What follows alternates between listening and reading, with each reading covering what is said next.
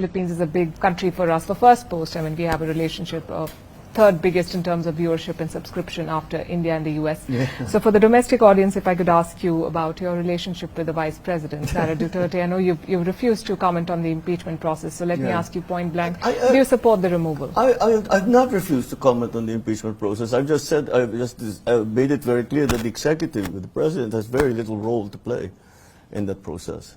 So we are of course very interested parties, very interested observers, but it doesn't go beyond that. Well, I think that the political heat, all the noise is toned down. And we are, because that was on the build-up to the last election in May.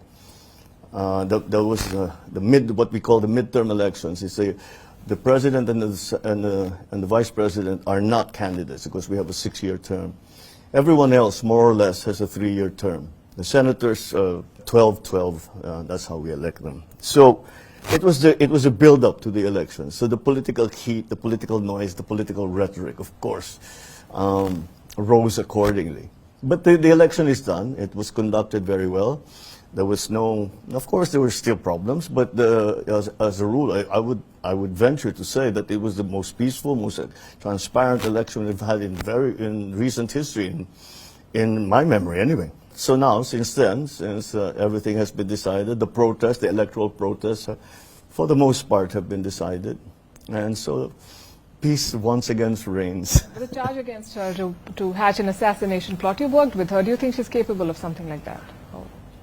I don't know. But I'm really not in a position to say what that's about. But you have to be careful.